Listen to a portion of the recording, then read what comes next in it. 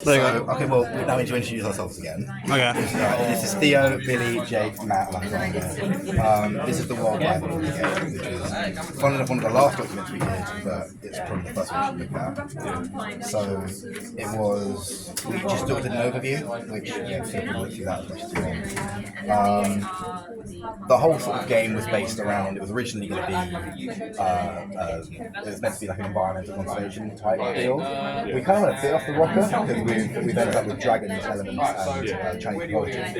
It's still somewhat linked to the whole educational about climate change and stuff. As well as some of the ideas that we wanted to have, if we had time, were more animal based as well. Yeah, we did have to cut a lot due to the sheer scope of it, because we are writing about like one character each film. Yeah, but we kind of tried to keep it on track with environmental stuff based on the issues in the levels were environmentally based. So you're working off one theme and trying to link everything to that. Yeah, so we're trying to sort of keep it, so because the whole point of Animal Lovers, we did a whole zoo trip at the beginning. So we assigned everybody a character, which he got fire, which was the third level, you got water, which was the first, you got nature, which was second, and you got air and light, which was the fourth one. I assigned myself the main character and the guide character, and we obviously there was the hub world, which was sort of the central point, which is where the guide character spoke. But on here we've got the lore. That was pretty extensive. You should probably just skim read that. But we had basic points there. I kind of went nuts and wrote everything about the world lore. We also wanted to do the character lore, so anything in blue, that's Jay. So that was done. That's Billy's Alien slide and Matt's Igneous slide. In terms of character write-ups, he definitely did the most. Like, we did so much of this. I could suggest if you want to, we can go around and give a summary of my characters. Yeah, we'll do that in a second. So, do you want to go around this way? Yeah, so if you want to start with him, he can give you an update on your character. I was working with the Fire Dragon. And on the wall there is all the different summaries, the character profiles and GD. So the orange, the one with the orangey background, where it looks like flame walls. That was on the Game Design document. I'm not sure if you know what a Game Design document is. It's basically like an idea of what we want it to be, how it's relevant. The baseline, the structure, template, everything is built on. So with the summaries, a bit like kind of like flake board design, sometimes have like that's kind of a summary of related right and how it's relevant to the character. and most times Past, present, future, how we change throughout the character, how the player influences him over time. And then using those two documents together, this is using a practical work. Dragon, I can't remember what the name was. Basically, what I did was These are some trees, and I got all of their work into one place. And from this, everyone to see everyone's different. So my work, that was designed. I know it's just waterfall for the water level inspiration. Level design in the top right corner. Inspired from Bowser's Castle. So there's a little bit of like Deacon kind of vibes. To be honest, I think I believe I should like Mario and colour to them because I'm all over the place. And together, this gives us a really good visual before, during, and after the vision, how the player shapes their story. So with like the artwork, did the art do that? Did you base off that, or did you make the story and they base off what you like from The art team were very independent throughout the project. They kind of, it wasn't like a lack of communication, it was more like they just sort of gone with what they wanted to do. And so I imagine you have like a rough idea of yeah. So we actually, at the very beginning, we had our own mood board, which we gave to them as like a writing standpoint. But we also, so nearer the end, we sort of realised we needed to condense our characters into one sort of place. You did it in that way. Me and Jake chose to do it in these, which are like sort of very mini fact files, which just sort of summarise the character pretty well. I think they use something similar to this in year one. Yeah. So we kind of followed that same format here because it was just so concise, and it went anything from like obviously alignments to all of that. And Jake did his own on the Water Dragon sooner. We didn't get around to doing it for everybody because we just all had so much to do. But we've got sort of good equivalents like up there, but he's got his dragon up there. If I show that. Definitely because the sort of things they're like interested in. Like building a personality around them based off things that they'd be into. So they build up the character through that. Mostly just looks.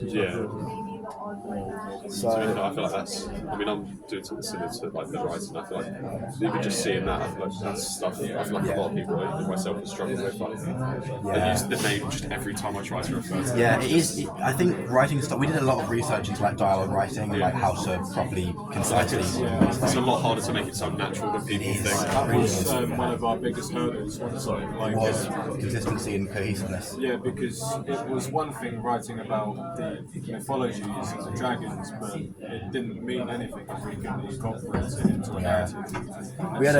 That was one of our biggest problems. We had a hitch as well with the names because we were basically trying to do a whole document where we just kind of figured out what we were going to name the dragons because that was a big thing we had to do before we could do anything else. And we got to this point where we finally, after like an hour and a half of brainstorming, we had all the names. And somebody from the art team came over and said, we found this name related to this and that and this and that. We just wanted the whole argument, and we ended up having to just sit down and redo 3 names, and it was just a nightmare.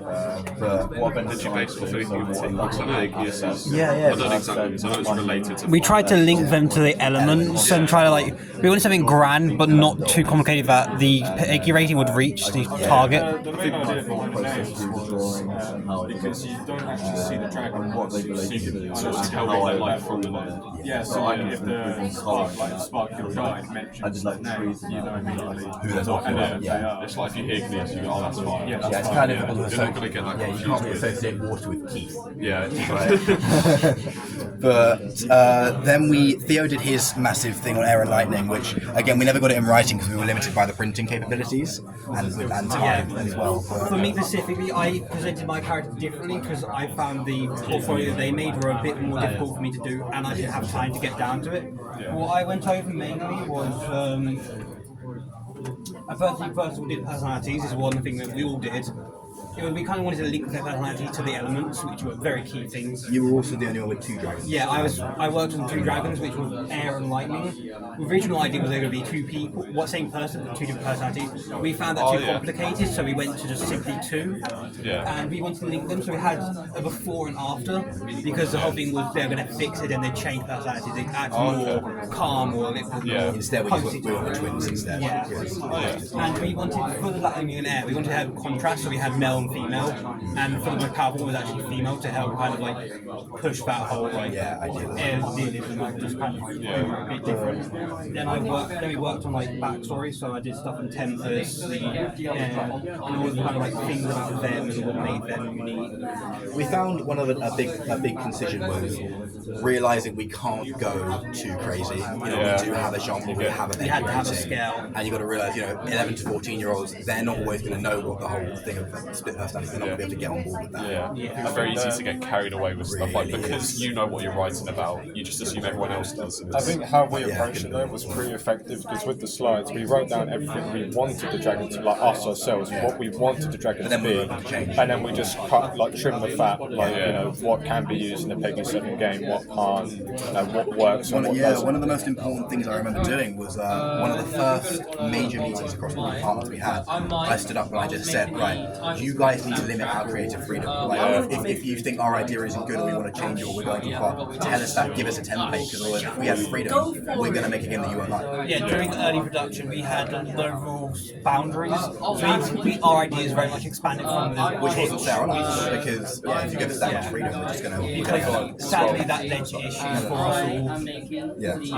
I feel like especially with like art and level design, it's so easy because you always think, oh, if I add extra detail, it gets better. But whereas with level narrative, it's a lot. If you add more, it just gets more convoluted. Exactly. And without guidelines, it just sort of makes us liable to be blamed for everything. It's a whole domino effect where if something gets rushed without anyone's word, then let's say audio adds something and doesn't really communicate it well, then it gets added to the final game or the final version. We're not going to know that it even existed. Communication was a big issue at the beginning. We kind of realised, because it was a lot of ego, it was a lot of sort of like, I like my idea, I'm going to go with it, and then because of that, people actually got to the point where they were scared to talk about it because they didn't want to be shot down. I was going to say there's a big thing that we had throughout the project, this is something that's been throughout the project, is consistency of following one idea, because there's been a lot of like, oh, we should add this or we should do this as well, which is one issue that we've had even to this point now, because lots of people want to have more input, which is fair, but at this point we needed to kind of like prioritise. It was funny because probably the most like sort of aggressive issue we had, which was also the easiest to fix, was just people staying in their own lane. Like we had a lot of like not just us, but other departments as well, had other departments coming in and saying, I have an idea on this, and it's like, that's great, but you are art or you are level design. Like, why are you trying to so heavily input your idea into our department? It's not your place. And that had to be sorted out by Lizzie. It was one of the only things we actually had to approach the teacher Considering about. that we didn't even get any like concept of art. There was no warning. And it was, So we actually had to go to Lizzie and say, can we please have a talk about this? What I mean by that is like schedules and timetables were mismanaged. So, for example, we could be ahead of someone else, like we could be ahead of art team, we could be ahead of level design. And, like, for example, I was way ahead of the fire level. So I had to really try and use my creative writing to try and describe how the level would look like. And I pass that on to... Which, of course, is dangerous because if they don't like it, they're going to work with it. Yeah. And so if they want something changed, then the problem is with that is I have to backtrack and then change what they don't like. In terms of work ethic, like as the leader of the team, I'm so proud of them, like, how they've actually worked.